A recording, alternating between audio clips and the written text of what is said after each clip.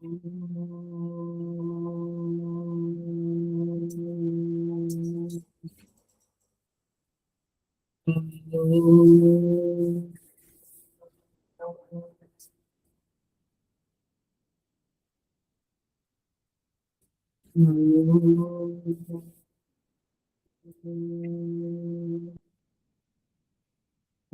सहनावतु सहनौ भुनक्तु सह वीर्यं करवावहै तेजस्विनावधीतमस्तु मा विद्विषावहै।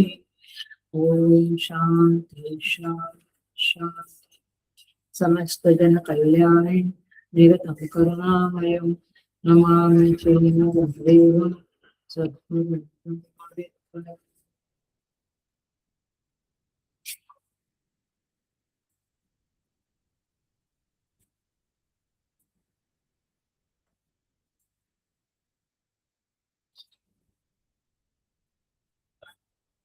हरि ओम।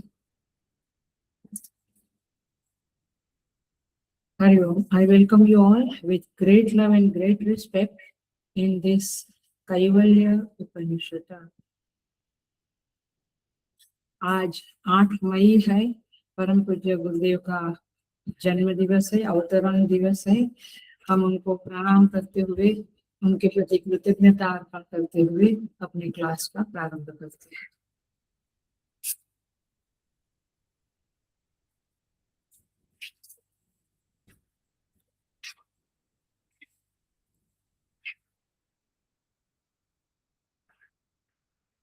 शांति मंत्र का पाठ करेंगे। ओम भद्रं कर्णेभिः शृणुयाम देवाः भद्रं पश्येमाक्षभिर्यजत्राः स्थिरैरङ्गैस्तुष्टुवागंसस्तनूभिः व्यशेम देवहितं यदायुः स्वस्ति न इन्द्रो वृद्धश्रवाः स्वस्ति न पूषा विश्ववेदाः स्वस्ति नस्ताक्ष्यो अरिष्टनेमिः स्वस्ति नो बृहस्पतिर्दधातु। ओम शांति शांति शांति।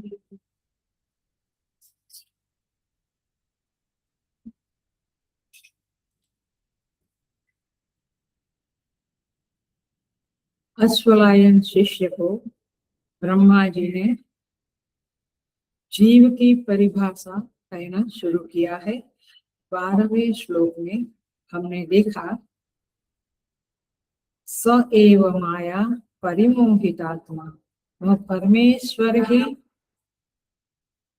माया से परिमोहित होकर एज इफ शरीर आस्थाय करोति सर्वम, इस शरीर में रहकर सब कुछ करता है। क्या करता है? 12वें मंत्र में देखिएगा। स्त्री अन्नपानादि विजित्स भोगैः, अन्न जल स्त्री इत्यादि पुरुष इत्यादि विचित्स भोगैः, विचित्स प्रकार के विभिन्न प्रकार के भोगों को वह स एव जागृत, वह ही जागृत अवस्था में जागने वाला परितृप्ति एति, वो भोग करके संतुष्ट होता है। इस मंत्र को हमने पिछले क्लास में देखा था। आज हम 13वां मंत्र शुरू करेंगे और आज इसलिए लिया कि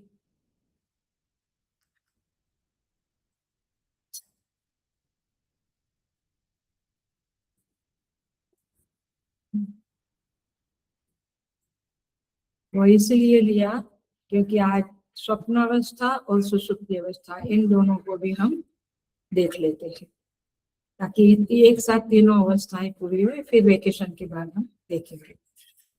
तो जागृत अवस्था में वह अन्न पान इत्यादि माना खाना पीना इत्यादि भोग करता है।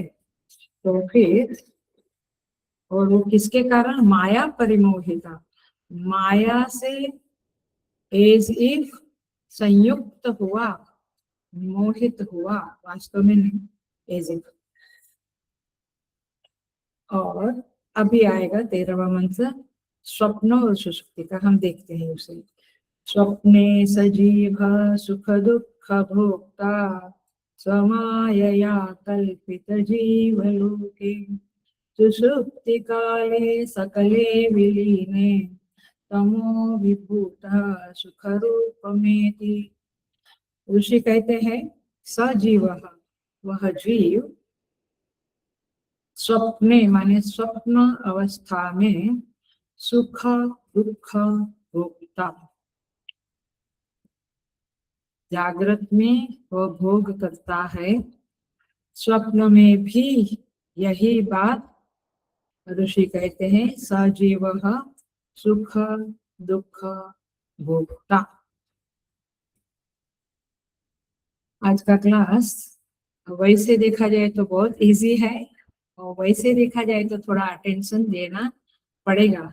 और ये कहानी किसकी है? दुनिया की नहीं है, ईश्वर की भी नहीं है, ये हमारी अपनी आपकी अपनी कहानी चल रही है 12वां में भी और एक 13वें मंत्र में भी। तो ये हमारी बातें हैं आज के क्लास में, ध्यान से सुनना और समझना।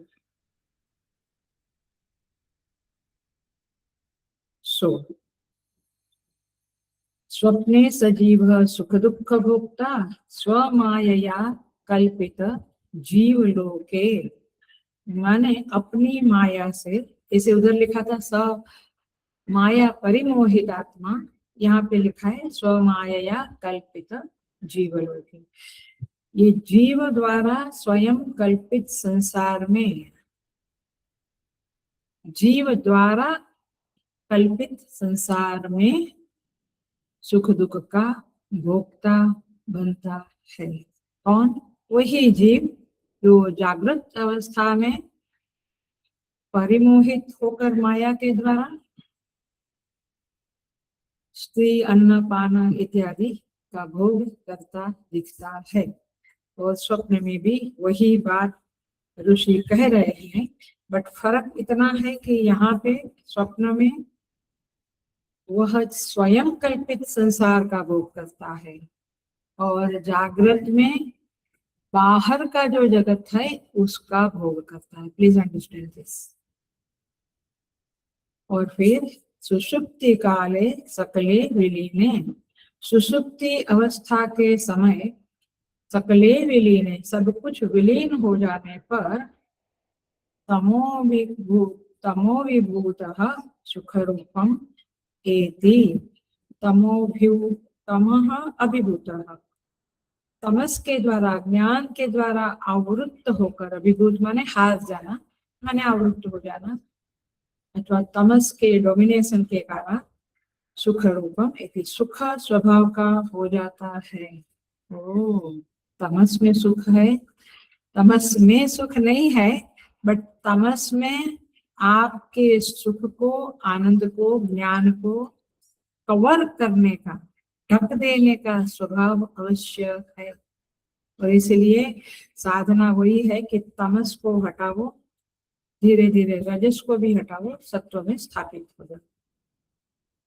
तो क्या कहते हैं? सुषुप्त अवस्था में सब कुछ विलीन हो जाने पर तमस माने अप्रतीति रूप अज्ञान, बुक में लिखा है ट्रांसलेशन, भाष्य नहीं है कैवल्य का, अप्रतीति रूप अज्ञान से आवृत्त हो जाता है। यानी कैसा ज्ञान है ये? हमें कुछ दिखने नहीं देता है, हमें कुछ दिखने नहीं देता और अपने आप में वह जीव सुख का अनुभव करता है।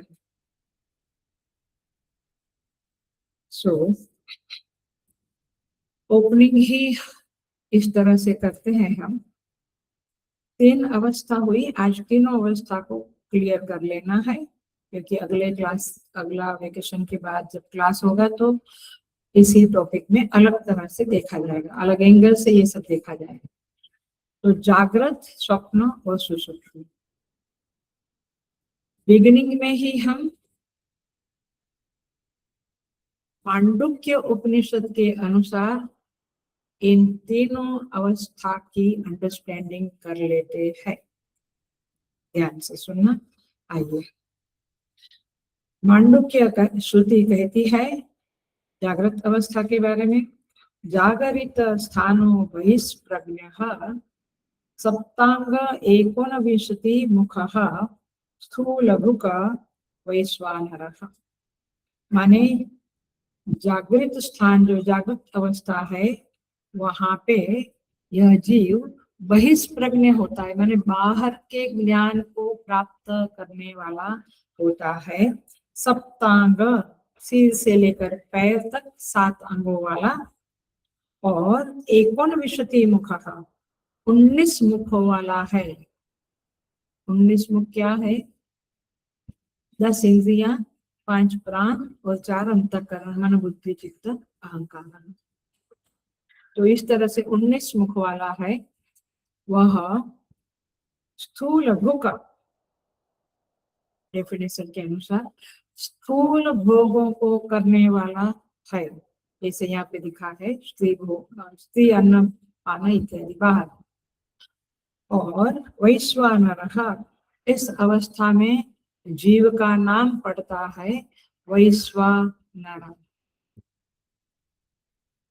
19 मुख वाला, 7 अंगों वाला, स्थूल भोगों को भोगने वाला, बहिष्प्रज्ञ, उसकी वृत्ति बाहर जाती हुई है, ऐसा यह जीव का नाम पड़ता है वैश्वानर। अब हम देख लेंगे स्वप्नावस्था का भी, मांडुक्य का डेफिनेशन, तीनों का देख लेते हैं डेफिनेशन। स्वप्नावस्था में मांडुक्य की श्रुति इस तरह से व्याख्या करती है, स्वप्न स्थानः अंतः प्रज्ञः सप्तांग एकोनविंशति मुखः प्रविविक्त भुक तेजस। थोड़ा फर्क के साथ है। स्वप्नावस्था में जो जीव है वह अंत प्रज्ञ है, मतलब क्या हुआ, उसकी दृष्टि अंतः दृष्टि होती है, उसकी वृत्ति बाहर की ओर नहीं जाती है। और उसके भी 7 अंग है, जैसे पहले कहा वैसे सिर से लेके पैर तक, और 19 मुख से 10 इंद्रियां, 5 प्राण और 4 अंतःकरण। 19 मुख है, लेकिन अब फर्क क्या आया, उधर स्थूल भुक था, इधर लिखते हैं प्रविविक्त भुक, माने सूक्ष्म भोग को करता है, और उसका नाम पड़ता है तेजस, क्योंकि वहां पे बाहर का कोई प्रकाश नहीं है। इस स्वप्नावस्था में बाहर का कोई प्रकाश नहीं होता है। जैसे जागृत अवस्था में बाहर का प्रकाश होता है, आंख भी खुली है तो प्रकाश है आंख में भी, लेकिन स्वप्नावस्था में तेजस, माने उसका खुद का तेज है। तो ये हुआ स्वप्नावस्था की डेफिनेशन। अब हम देखेंगे सुषुप्ति अवस्था की definition according to the Mandukya.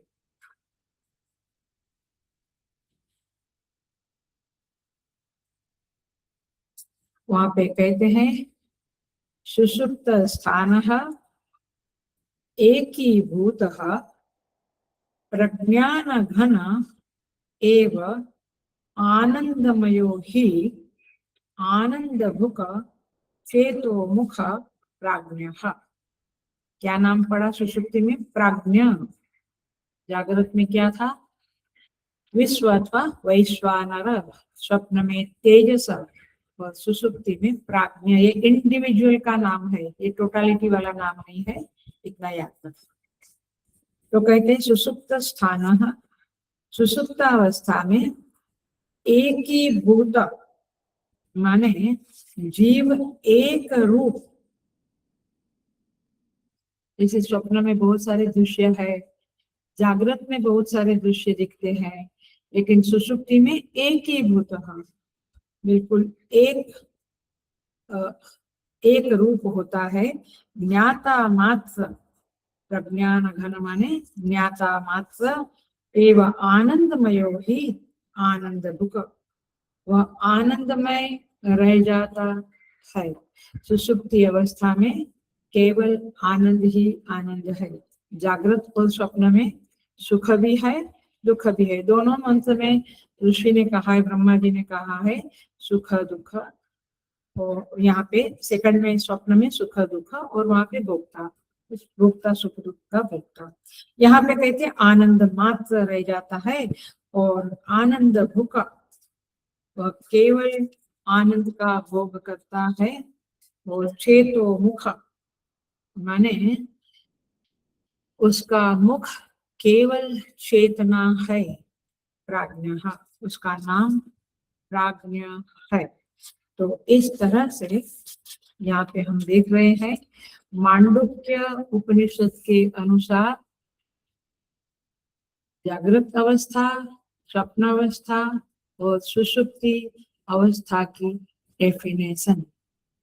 जागृत और स्वप्न में सप्तांग एकोनविंशति मुख सुख दुख भोक्ता, ये सब सेम है, लेकिन सुषुप्ति में यह चीजें नहीं है, एक ही भूत, एक ही अवस्था है। तो इसको हम देखेंगे।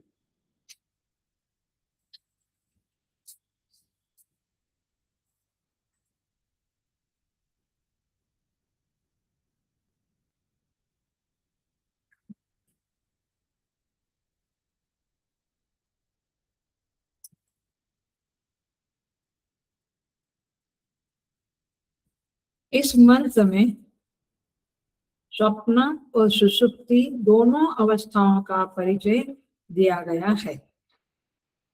स्वप्नावस्था जागृत हमने पिछले क्लास में देखा है। स्वप्नावस्था में जीव का संबंध स्थूल शरीर से नहीं रह पाता है,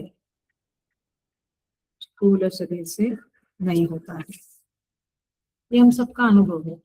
When we are in a dream state, we don't know कि मेरा स्थूल शरीर का क्या हो रहा है, कुछ भी नहीं पता होता है। और उस समय में ध्यान से सुनना, हेलो अटेंशन प्लीज, उस समय में इंद्रियां भी मन में विलीन हो जाती है। विलीन हो जाना माने एक रूप हो जाना, मन के साथ इंद्रियां एक रूप हो जाती है। और इसीलिए जीव को स्थूल जगत की कोई प्रतीति नहीं होती है। स्थूल जगत की प्रतीति तब होती है जब हमारे आंख कान नाक माने श्रोतेंद्रिय, स्पर्शेंद्रिय, रसनेंद्रिय एटसेट्रा पांचों इंद्रियां जागृत है, बहिष्प्रज्ञ है, बहिर्मुख है, तब ये सब अनुभव होता है। बट स्वप्नावस्था में इंद्रियां सो गई है, चलो लौकिक भाषा में बोले, मन के साथ एक रूप होके विलीन हो गई है, तो जागृत की प्रतीति नहीं होती है। वह अपने संस्कारों के अनुसार फिर क्या करती है इंद्रियां, वहां पे संस्कारों के अनुकूल माने मन क्या करता है, मानसिक स्तर पर मन ये वासनाएं एक कल्पित संसार की रचना कर लेती है।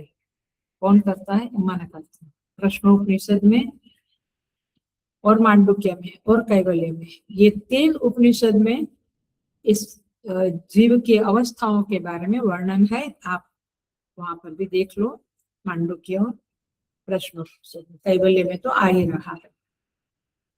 और बुक भी काफी लोगों ने खरीदी होगी ऐसा मुझे लगता है, लेकिन मैं लगभग बुक में से ही बोलते। सो इन ऑफ कोर्स स्वामी जी का प्रवचन है, उससे भी बोलते। तो कल्पित संसार की रचना कर लेती है इंद्रियां और मन। वैसे इंद्रियां मन के साथ है, बट सूक्ष्म रूप में इंद्रियां काम करती है। उस समय में यह जीव सूक्ष्म शरीरधारी कहलाता है, और सूक्ष्म शरीर में स्थूल शरीर को छोड़कर बाकी सब कुछ है, but it is in A subtler form. इंद्रियां भी है, मन भी है, सब कुछ है, लेकिन वह सट प्राण भी है, सटलर फॉर्म में है।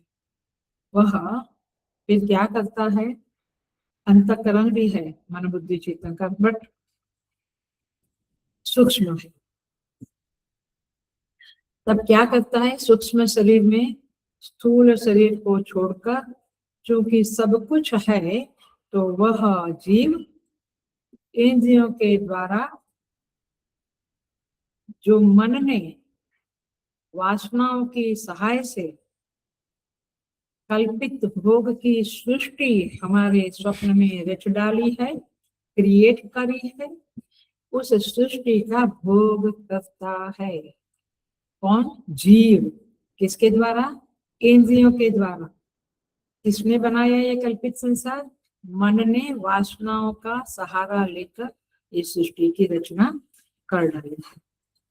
और फिर ये इंद्रियां भोग करती है। जीव स्वप्न में घूमता है, फिरता है, खाता है, पीता है, देखता है, सुनता है, सब कुछ करता है, बट स्वप्नावस्था का सूक्ष्म भोग है वो। वहां पे भी सुखद वस्तुओं को पाकर सुखी होता है, दुखद वस्तुओं को पाकर दुखी होता है। इस समय में जो चेतन मन है, कॉन्शियस माइंड का, उस जीव के ऊपर कोई कंट्रोल नहीं रहता है। चित्त में संग्रहित जो वासनाएं है, वे स्वतंत्रता के साथ अपनी क्रिएशन सृष्टि बनाती है। जो वासनाएं, ध्यान रखना है, वेरी इंपॉर्टेंट पॉइंट बताने जा रही हूँ।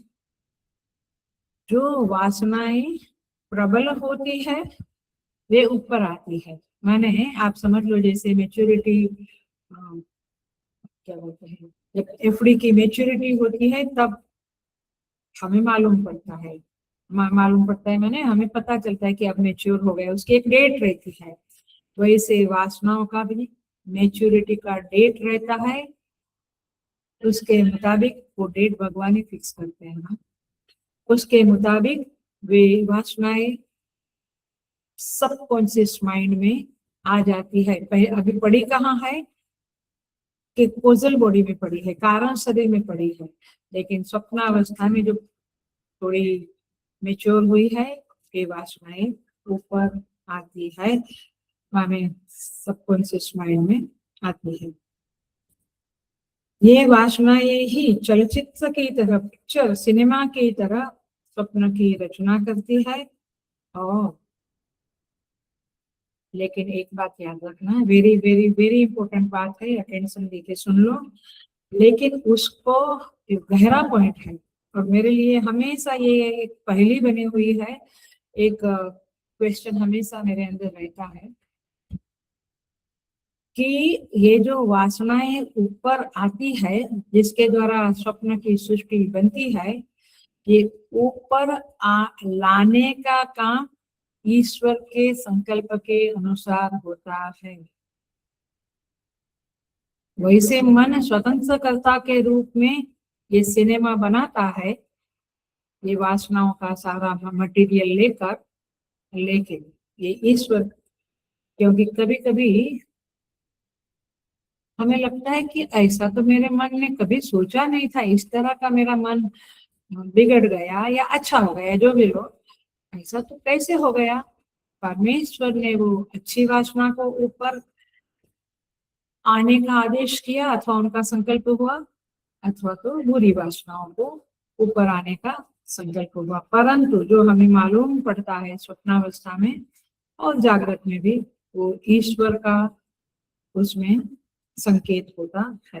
According to our karmas and so many factors, ये वासनाएं ऊपर आती है और स्वप्न की सृष्टि करती है। सो स्वप्नावस्था में यह तेजस, जो जीव का नाम है तेजस, वह तेजस के अंदर सुख दुख का अनुभव होता है।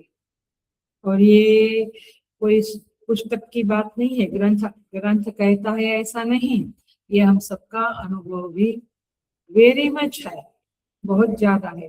कोई ऐसा नहीं होगा जिसको स्वप्न नहीं आया होगा, भले कभी कभी स्वप्न में कुछ ना हो, बट कभी कभी बहुत खुशी या कभी कभी बहुत दुख भी होता है।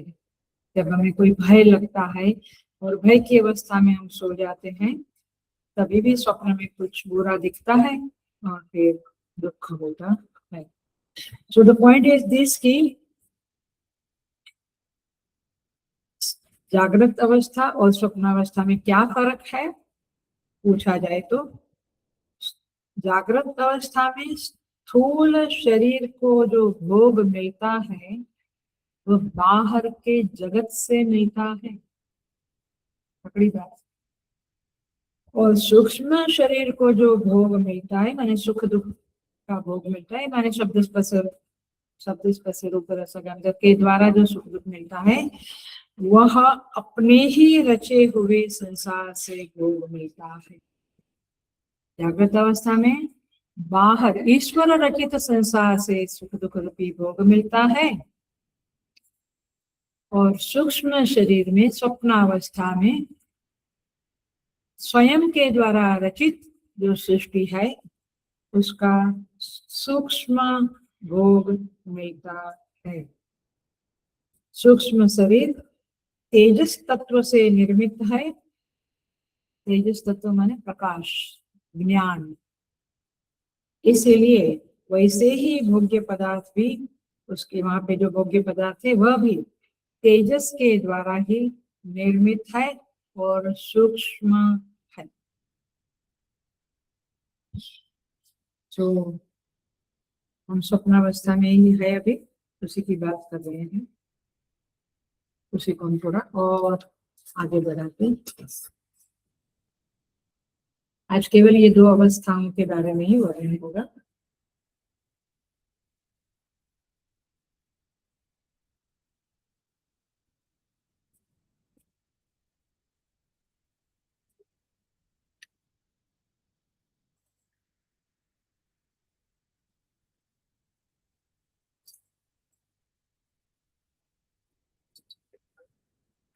तो देखते हैं आगे। कभी कभी हमको भी पूछा जाता है, वैसे हम जानते भी है, बातों बातों में लोग कहते हैं कल मुझे बड़ा बुरा सपना आया, very bad dream, I got scared, मुझे बड़ा भय लगा, मुझे बड़ा दुख हुआ। तो मुझे बुरा स्वप्न क्यों आता है, ऐसा प्रश्न होता है, आपको भी होता होगा। तो देखिए, बुरा स्वप्न जब हमें आता है तो पहले मैं एक उसका कारण बताती हूँ, बट पहले उपाय बताती हूँ कि बुरा स्वप्न न आवे। इसलिए हमारे धर्म शास्त्र कहते हैं विष्णु सहस्त्र नाम का पाठ करना चाहिए। विष्णु सहस्त्र नाम का पाठ का बहुत सारे फल है, आप फलश्रुति पढ़ लेना विष्णु सहस्त्र नाम में, भगवद गीता के बुक में पीछे है और वैसे भी बहुत जगह पे मिलता है। उसमें फल बताया है, एक फल बताया है कि उसका पठन करने से दुष्स्वप्न का नाश हो जाता है। मैंने आपको रोज रोज या ऐसे चलते फिरते बुरे स्वप्न आते हैं, बैड ड्रीम आते हैं, तो आप विष्णु सहस्त्र नाम पाठ करो, उससे दुष्स्वप्न का, खराब स्वप्न का नाश हो जाता है, फिर आपको वो स्वप्न, बुरे स्वप्न नहीं आएंगे। तो देखो, अब हम देखें क्यों ये बुरा स्वप्न क्यों आता है। देखिए, जागृत की जो परिस्थितियां है, कुछ दिखा, कुछ सुना, कुछ बोला, कुछ किया, ये सब कुछ क्या है, हमारे कर्म का फल है। हम देखते हैं, हम जानते हैं कि मेरे कर्म का फल है तो मुझे मेरा दिन आज अच्छा गया, और नहीं है तो अच्छा नहीं गया। लेकिन स्वप्न भी इसी तरह से समझ लें कि हमारे ही कर्म का फल है, क्योंकि उस कर्मों के द्वारा वासना बनती है और फिर वह वासना स्ट्रॉन्ग होती है। सुन लेना, अटेंशन प्लीज। ये वासना यदि स्ट्रॉन्ग होती है तो जागृत में उसका एग्जीक्यूशन होता है, माने जागृत में वे वासनाएं कर्म करवाकर हमें उसका क्षय करवाती है, माने कर्म का क्षय होता है, उस वासनाओं का क्षय होता है।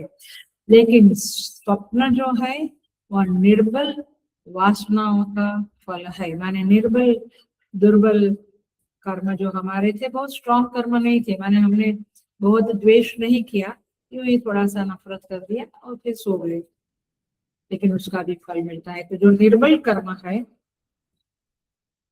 मैंने अपना पाप बहुत स्ट्रॉन्ग नहीं है, आप यही समझ लो। तो निर्बल कर्म से निर्बल वासनाएं बनती है, और वे शिथिल कर्म कहो, शिथिल वासना कहो, उसमें इतनी शक्ति नहीं है कि वो जागृत में आकर फल देवे। आपको कर्म करवा कर स्वयं क्षय, स्वयं का क्षय करे, ऐसी ताकत नहीं है उसकी। तो वो क्या करती है, स्वप्नावस्था में आकर एग्जीक्यूशन करती है, मैनिफेस्ट होती है और फिर क्षय हो जाती है, माने खत्म हो जाती है। सो ये है स्वप्नावस्था में सूक्ष्म रूप में अपना फल देती है। और इसका प्रमाण है कि मुझे स्वप्न में कभी सुख मिलता है, कभी दुख मिलता है। सुख दुख का भोग करते हुए सुखी दुखी होते हैं। तो स्वप्न में कहीं आकाश से या इधर उधर से नहीं आता है, अपना ही अंदर का कारोबार है, उसी का एक्सप्रेशन मैनिफेस्टेशन है स्वप्नावस्था। सो स्वप्न वैसे कितना मैंने प्रश्नों में बहुत कुछ समझाया है, और अपना रिकॉर्डिंग जो राजेश्वरी भेज रही है, रिकॉर्डिंग में भी सारे उपनिषद और गीता के जितने अध्याय, 16 अध्याय, 15 अध्याय हुए हैं, वो सब कुछ रिकॉर्डिंग में आपको मिल जाएगा। आप जरूर प्रश्नोपनिषद में इस ये अवस्था वाला चैप्टर को 6 प्रश्न है, तो अवस्था वाले 5वां प्रश्न का उत्तर सुनिएगा। एनीवे, तो वहां पे सब बताया है।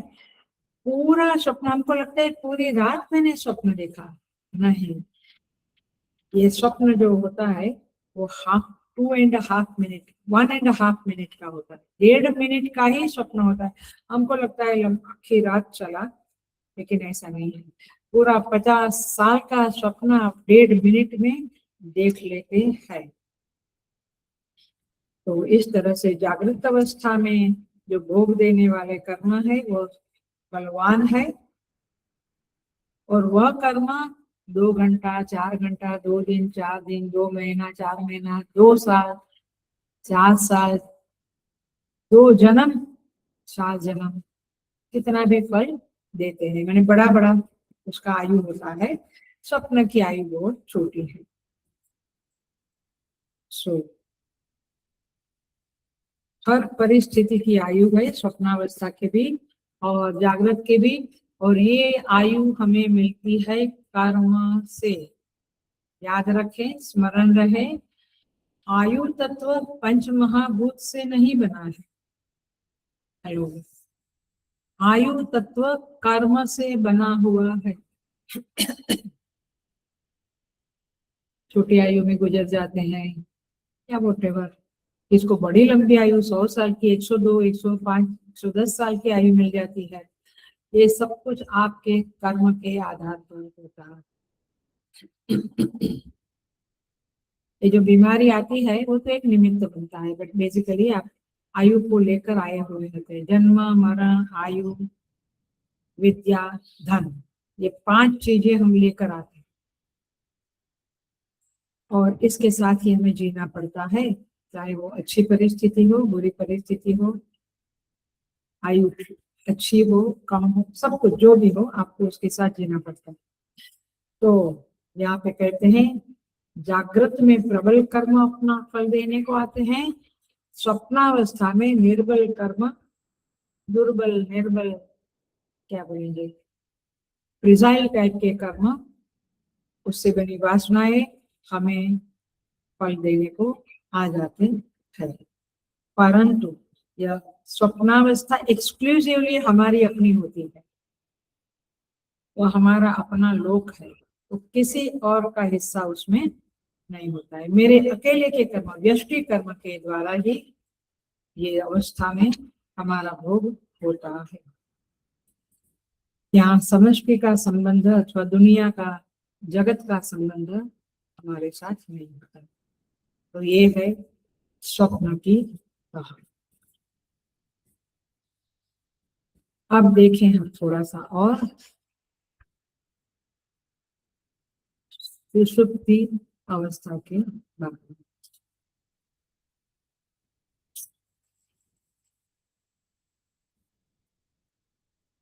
सुषुप्ति अवस्था ये तीसरी अवस्था है। सुषुप्ति काले सकले विलीन तमो विभूत सुख रूप मिलती। इस अवस्था में स्वप्न अवस्था भी विलीन हो जाती है। स्वप्न में जागृत अवस्था विलीन होती है, लेकिन सुषुप्ति में दोनों अवस्थाएं, जागृत और स्वप्न, ये विलीन हो जाती है। विलीन माने शांत हो जाती है, सो जाती है। ये गाढ़ निद्रा की अवस्था है, डीप स्लीप स्टेट। एक है वेकिंग स्टेट, एक है ड्रीम स्टेट, और तीसरा है डीप स्लीप स्टेट, गाढ़ निद्रा की अवस्था। लोग इसके लिए तड़पते हैं। थोड़ा योगा करे, वॉक करे, थोड़ा परिश्रम करे तो ये आ जाता है। बट दिन भर गप्पे मारने से और इधर उधर थोड़ा कुछ किया तो सुसुप्ति आना डिफिकल्ट है। So many other factors are also there.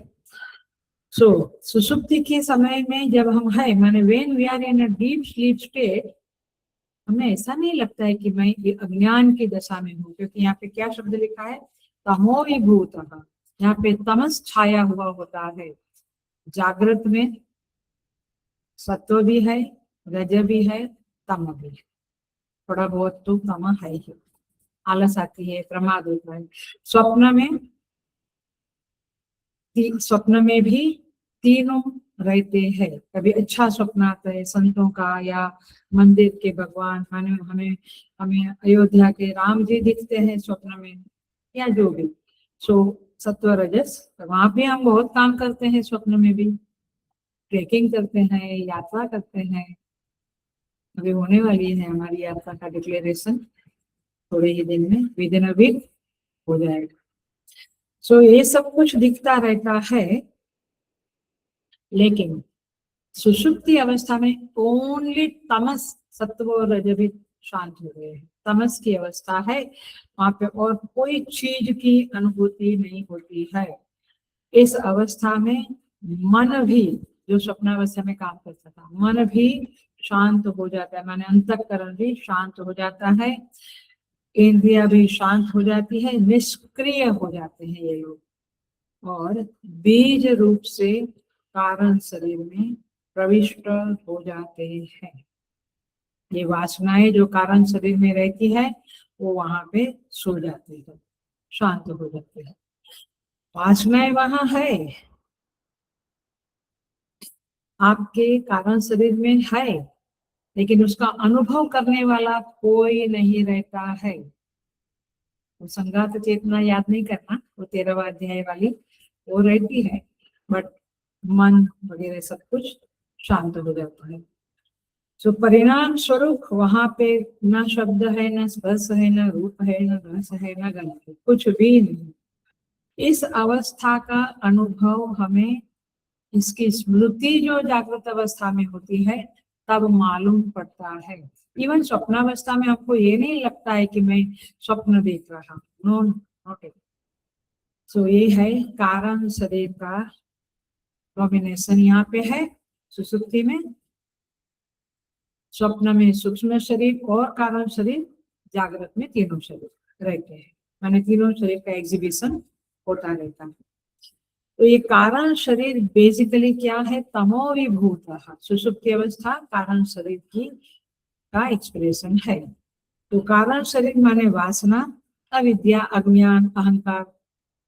अहंकार माने जो स्वरूप का अहंकार है वो। तो सर्वव्यापी निर्विकार शुद्ध चेतन जो है वह आत्मा अनात्मा तत्व से तादात्म्य करके अपने को जो सीमित अल्पज्ञ समझने लगा है, यही उसकी अविद्या है, और यही अविद्या से ग्रस्त वह सुसुप्ति अवस्था में रहता है। वहां पे वासनाओं का पुंज रहता है, वासनाएं माने शांत होकर रहती है। वहां पे पता नहीं चलता है, किसी भी चीज का पता नहीं चलता है। तो अविद्या को कारण शरीर कहते हैं, और उसके कारण आने वाली अवस्था को सुषुप्ति अवस्था कहते हैं। जैसे वृक्ष का कारण बीज है, वैसे सूक्ष्म और स्थूल शरीरों का कारण वासना है। वृक्ष का कारण बीज है, बीज ही वृक्ष के रूप में परिणमित होता है, वैसे वासना ही ये शरीर मन बुद्धि सब कुछ के रूप में परिणमित होती रहती है। सुषुप्ति अवस्था में केवल कारण शरीर है, बाकी स्थूल शरीर और सूक्ष्म शरीर लीन हो जाता है, अंधकार में सब कुछ होता है, और इसलिए इसे कहते हैं प्राज्ञः। उसका नाम पड़ता है प्राज्ञः। वहां सब कुछ एक ही भूत हो जाता है। इस अवस्था में जीव, हेलो ध्यान से सुनना, किसी भी प्रकार का भोग नहीं करता है और न किसी प्रकार की कामना करता। वहां कुछ नहीं होता, न कामना न भोग, न कोई स्वप्न जगत के जैसी रचना करता है। इस समय जीव केवल एकमात्र चेतो मुख माने चेतना ही उसका मुख है, और आनंदमय कोश में वह रहता है। जागृत में वो पांचों कोश है, स्वप्न में मनोमय प्राणमय मनोमय विज्ञानमय कोश है डोमिनेशन में, और सुषुप्ति में कारण शरीर है, अथवा कहो कि आनंदमय कोश में वह रहता है। इस तरह से हमें सुषुप्ति में केवल और केवल और केवल सुख का ही अनुभव होता है। इसलिए हम लोग डीप स्लीप में जाने के लिए तड़पते हैं और नहीं आती है तो ये मंत्र बोल दो, या देवी सर्वभूतेषु निद्रारूपेण संस्थिता नमस्तस्यै नमस्तस्यै नमस्तस्यै नमो नमः। और भी बहुत सारे श्लोक है, अथवा मंत्र है जिसके चैंट करने से अच्छी नींद आ जाती है। एनीवे ये बाहर की बात है, बट बता दी। सुषुप्ति में दुख कभी भी नहीं होता है, ये बात को याद रखना है। उसकी उत्कृष्टता यह है, माने वो बड़ी उत्कृष्ट अवस्था है, और इतना कि जागने के बाद भी हम सुख का अनुभव करते हैं। फिर ठीक है, फिर जगत के साथ जब हम व्यवहार शुरू करते हैं तो फिर दुख आ जाता है, but when you get up आप परम आनंद में रहते। कैवल्य में, प्रश्नोपनिषद में, मांडुक्य में इसकी बहुत डिटेल बताई है। हम थोड़ा सा और देखते हैं। एक और पॉइंट बता दूं, कोई आदमी अंधा है, कोई आदमी लूला लंगड़ा है, मुक्का बहरा है, रोगों से ग्रस्त है, दुखी है, समस्याओं से घिरा हुआ है, लेकिन जब वह सुषुप्ति अवस्था में जाता है तो परम आनंद की अनुभूति करता है। मैंने ऐसा नहीं कि आप ठीक हो तो ही, everybody whoever is going in a सुषुप्ति अवस्था can experience this परम आनंद। वह दुख से उस अवस्था में छुटकारा पा लेता है। इस तरह से यह अवस्था श्रेष्ठ है, और इस अवस्था में जाने के लिए सब लोग तड़पते हैं। ये केवल अज्ञान की अवस्था है और पूर्ण आनंद की अवस्था है, बट उसमें पूर्ण आनंद व्यक्त नहीं होता है। उस जो परमानेंट आनंद है, आनंद का जो सुख स्वरूप है, उस स्वरूप आनंद की थोड़ी सी अनुभूति सुषुप्ति में हो जाती है। अब और थोड़ा देखिए, तीनों अवस्था के संदर्भ में आ जाते हैं हम।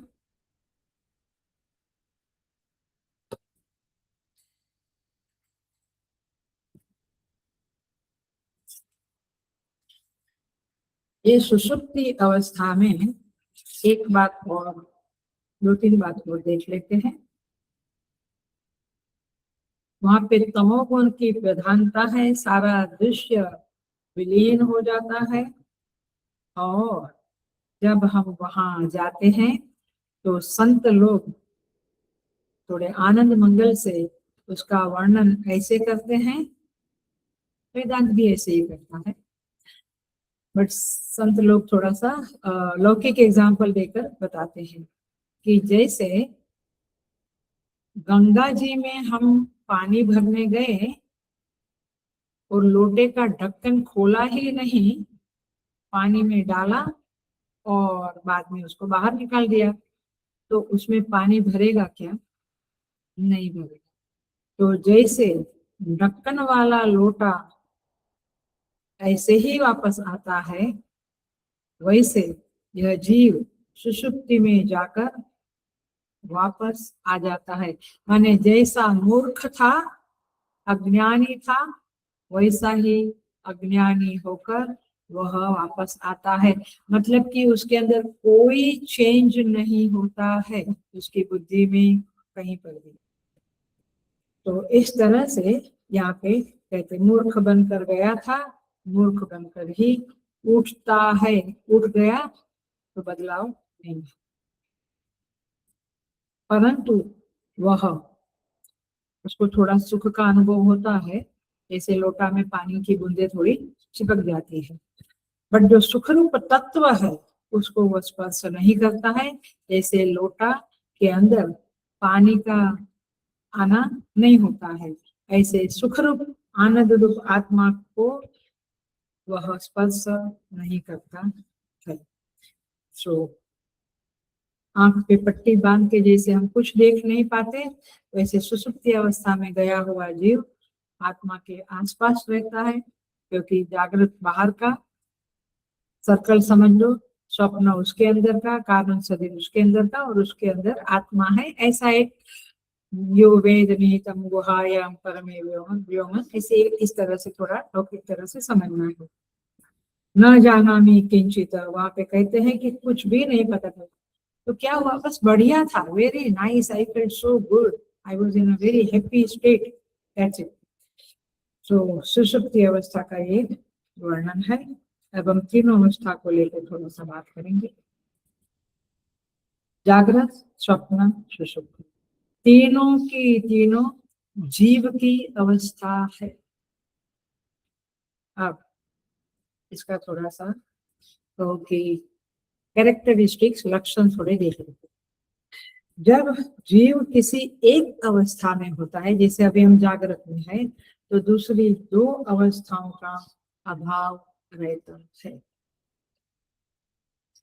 माने अभी हम जागृत में है तो हम स्वप्न में या सुषुप्ति में नहीं है। जब भी हम स्वप्न में चले जाएंगे, बैठे बैठे होता है,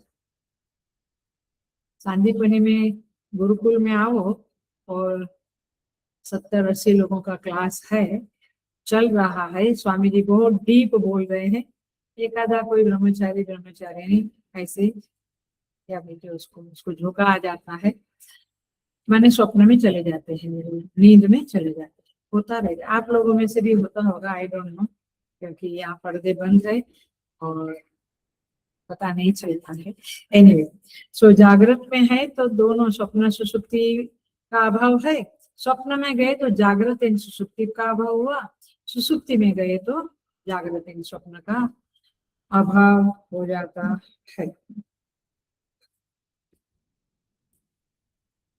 सो तीनों अवस्थाएं एक दूसरे से भिन्न भिन्न है और परिवर्तनशील है।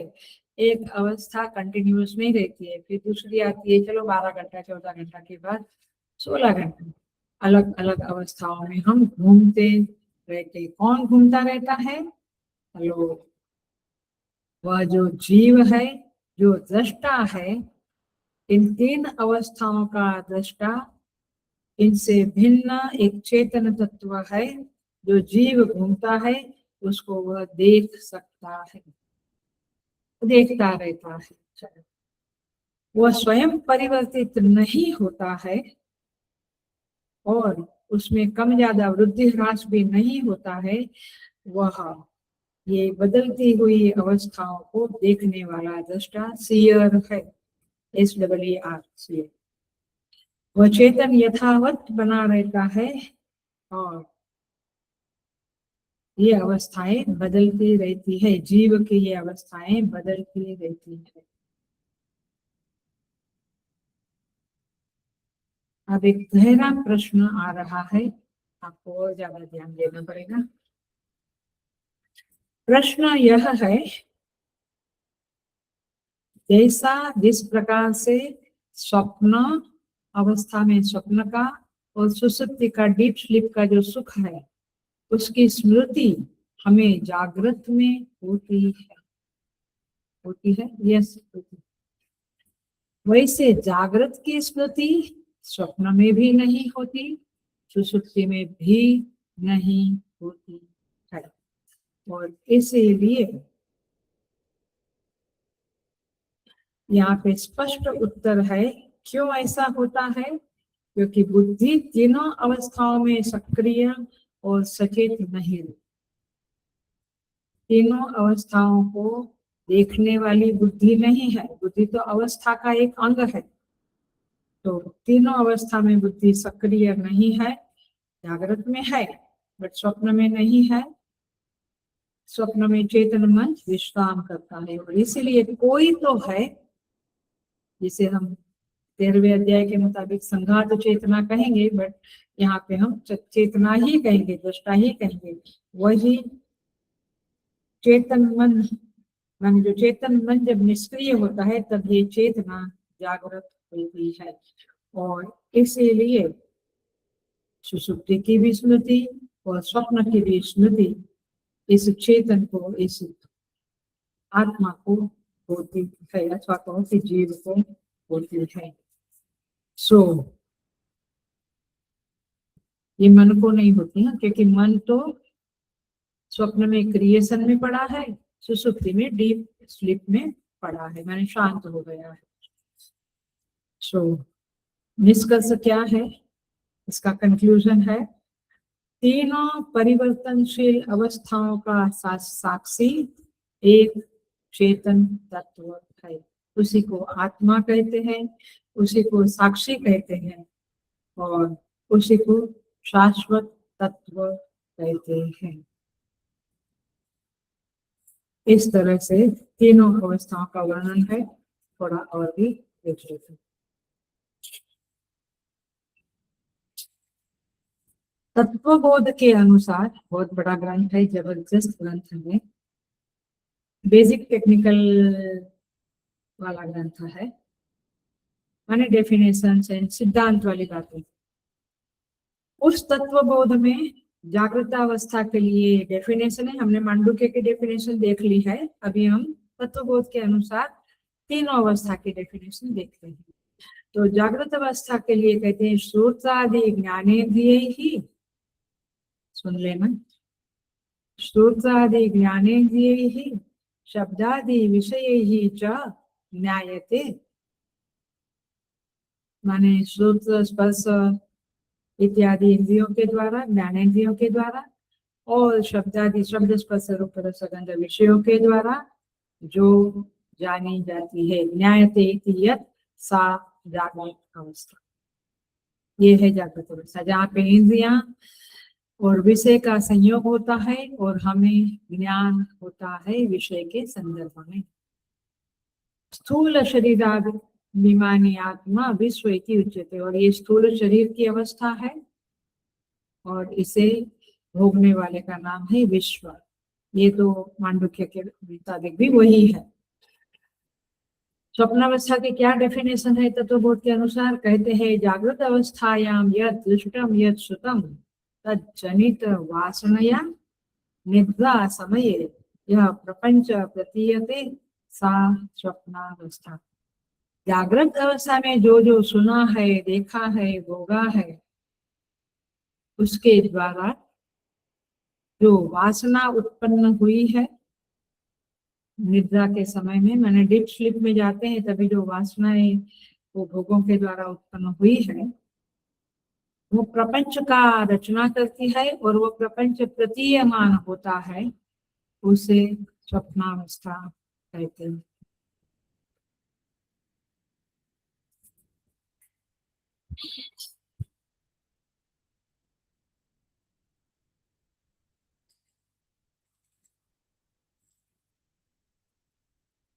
अब तीसरी अवस्था वो सूक्ष्म शरीर वाली अवस्था है और उसका नाम तेजस, वहां पे जीव का नाम तेजस पड़ता है, ये मांडव्य के मुताबिक। तीसरी अवस्था है सुषुप्ति अवस्था। क्या है ये? भगवान भाष्यकार का है। हाँ, ये आदि शंकराचार्य जी ने ये तीनों अवस्था की डेफिनेशन तत्वबोध में की है, वो मैं बोल रही। वहां पे कहते हैं अहम किमपि न जाना, मुझे कुछ भी मालूम नहीं पड़ा। सुखे न मया निद्रा अनुभूयते, मैं बड़ा सुखपूर्वक सोया। इति सुसुप्ति अवस्था, इसे सुसुप्ति अवस्था है, कुछ जानते नहीं है और सुखपूर्वक सोते। कारण शरीराभिमानी आत्मा प्राज्ञ उच्यते, यहाँ पे कौन सा शरीर है? कारण शरीर। जागृत में जागृत, स्वप्नावस्था में स्वप्न शरीर, और यहाँ पे कारण शरीराभिमानी आत्मा प्राज्ञ इति उच्यते, और यहाँ पे जीव का नाम प्राज्ञ पड़ जाता। प्रकल से ना अज्ञ, बिल्कुल अज्ञान, कुछ भी ज्ञान नहीं होता। तो इस तरह से यहाँ पे ये अवस्थाओं के बारे में कहा है। कैवल्य के ऊपर तो डेफिनेट कॉमेंट्रीज नहीं है किसी की, मोस्टली किसी स्वामी जी की भी नहीं है। स्वामी सुबोधानंद जी की हल्की फुल्की है, और स्वामी शंकरानंद जी की, जिसका आधार लेकर मैं बोल रही हूँ, उनकी है अपने मिशन की। बाकी कहीं पर भी खास नहीं है, अथवा है तो अखंडानंद जी महाराज ने मांडुक्य उपनिषद के ऊपर भी प्रवचन किए हैं, जहाँ पे वे बड़ा सुंदर वर्णन करते हैं।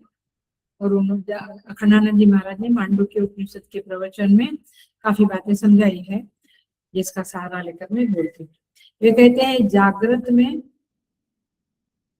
स्वप्न और सुसुप्ति नहीं रहती, सुसुप्ति में जागृत और स्वप्न नहीं रहता, और स्वप्न में जागृत और सुसुप्ति नहीं रहती है। इसलिए क्योंकि they are not there all the time, इसीलिए वे सत्य नहीं है। सत्य की क्या डेफिनेशन है? त्रिकाल तिष्ठति इति सत्य। लेकिन ये एक अवस्था में गायब हो जाती है, माने नहीं रहती है, इसलिए ये मिथ्या है। केवल इसका अर्थ क्या हुआ?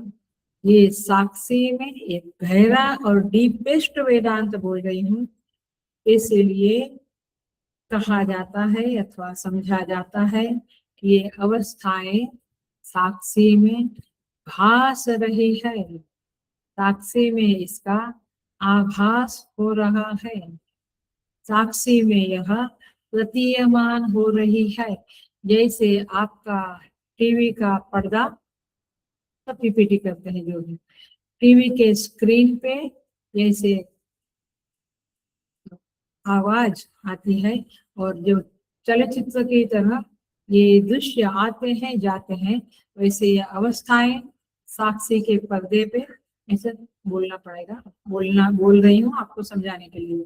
साक्षी रूपी पर्दे पे ये अवस्थाएं आती है जाती है, भास रही है, वे मिथ्या है।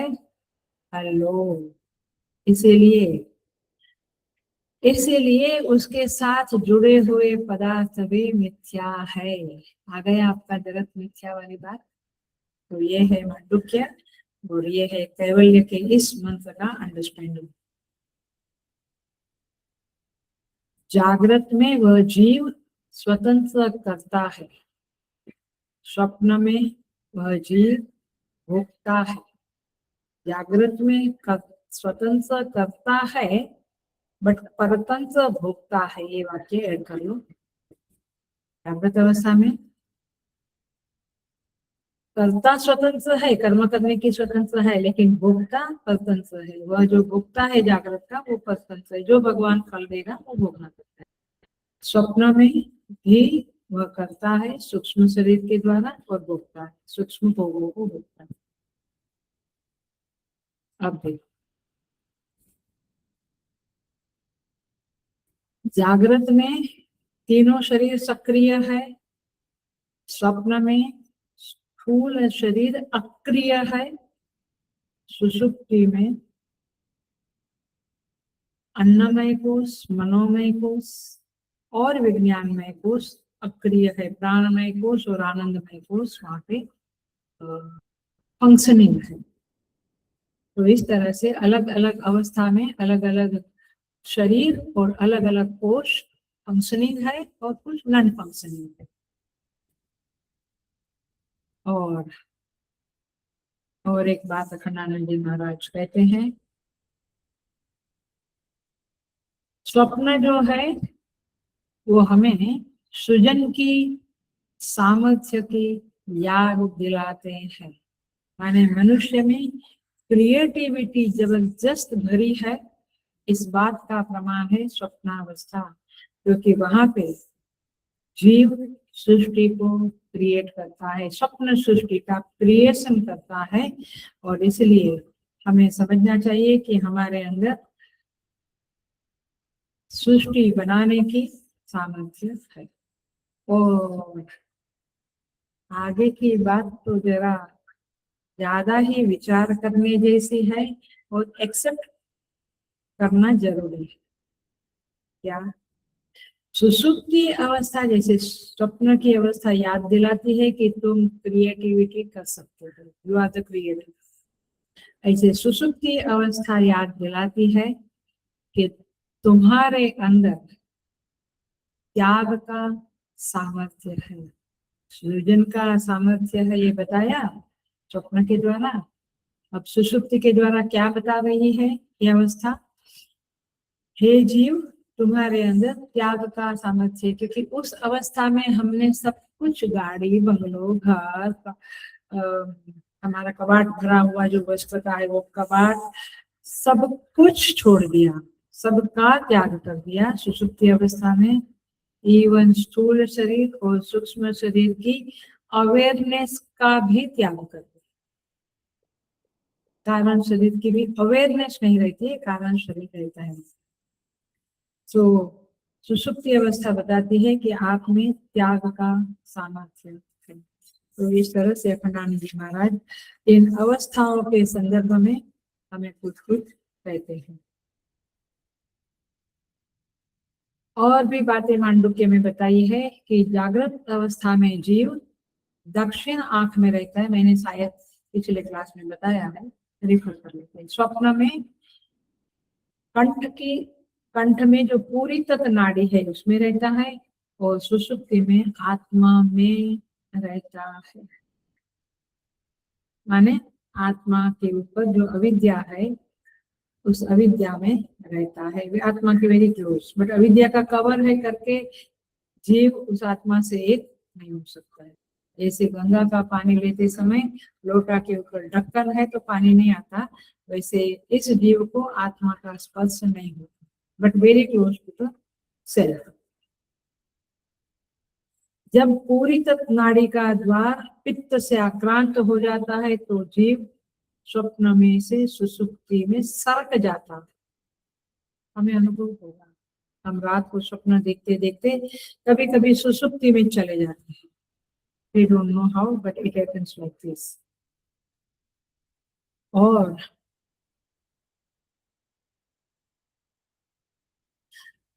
स्वप्न में तो जीव विषयी बनकर अनेकता का अनुभव करता है, लेकिन सुषुप्ति में वह एकीभूत हो जाता है।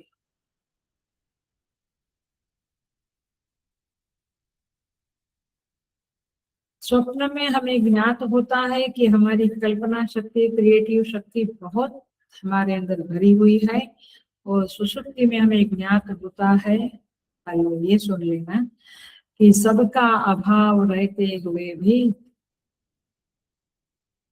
मुझ में आनंद का फवारा चलता रहता है। माने मैं आनंदमय स्थिति में रहता हूँ, कुछ भी नहीं है, सबका अभाव है, फिर भी मैं आनंद में रहता हूँ। इसीलिए महात्मा लोग कुटिया में कुछ नहीं है, एक कॉपीन है, एक बर्तन है कुछ खाना के लिए, एक कुछ ओढ़ने का है, तो 3-4 चीजें हैं, और वे लोग मस्त आनंद में रहते हैं और हमारे पास सब कुछ है, नेम एंड फेम एंड पद एंड प्रतिष्ठा एंड घर बंगलो गाड़ी, सब कुछ होने के बावजूद भी हम उस आनंद का बहुत अनुभव नहीं कर सकते। लेकिन वहां पे सुषुप्ति अवस्था में संसार भी नहीं है और हम आनंद में है। ये बातों को अपने प्रैक्टिकल लाइफ में देखें तो जो हम संसार को गले लगाने की, एम्ब्रेस करने की सतत कोशिश करते हैं, अरे क्या करूं, टाइम पास नहीं हो रहा है, इसको फोन करो, उसको फोन करो, ये चैनल देखो, वो चैनल, कुछ करते रहते, संसार को गले लगाने के लिए डे नाइट प्रयत्न करते हैं। सुषुप्ति में आपका संसार है नहीं, फिर भी आनंद है। तो जरा सा हम समझे कि संसार हमें वास्तव में कितना आनंद देता है। देखिए, स्वामी अखंडानंद जी महाराज कहते हैं कि अवस्था त्रय का विवेक करने से अवस्था त्रय के साक्षी की भेंट हो जाती है। When you are doing the analysis of जागृत स्वप्न सुषुप्ति अवस्था, आप उसके बारे में विश्लेषण करते हैं, आलोचना करते हैं, तब आपके चित्त में वो अवस्था त्रय का जो साक्षी है वो स्फुरित हो जाता है। तो इस तरह से बहुत सारी बातें हैं। जागृत और 2-3 बात करके पूरा करेंगे। जागृत अवस्था में इंद्रियां विशेष होती है, स्वप्न और सुषुप्ति अवस्था में इंद्रियां निर्विशेष रूप में होती है। मतलब ये हुआ कि वहां पे ये जो जागृत वाली इंद्रियां है, मन है, वो काम नहीं करते हैं। सूक्ष्म शरीर वाला सूक्ष्म मन, सबकॉन्शियस माइंड काम करता है और इंद्रियां भी, सूक्ष्म इंद्रियां भोगों को भोगती है। वन मोर, सुषुप्ति में किसी, ध्यान से सुन लेना, सुषुप्ति में किसी चीज का नाश नहीं होता, nothing get destroyed, and even then आप आनंदमय हो जाते हो, आपको आनंद की प्राप्ति होती है, गहरे आनंद की प्राप्ति, शुद्ध आनंद नहीं, तमस वाला आनंद की प्राप्ति होती है। जागृत और स्वप्न में आपका कुछ नाश होता है। स्वप्न में आपकी वासनाओं का क्षय होता है और नाश भी होता है। जागृत में आपके कर्म का क्षय होता है और वासना का भी क्षय होता है, लेकिन सुषुप्ति में किसी चीज का नाश नहीं रहता, होता है जैसे है आप वैसे ही रहते। तो इस तरह से ये सारी अवस्थाओं के बारे में वेद है, जिसे हमने हो सके इतना देखा।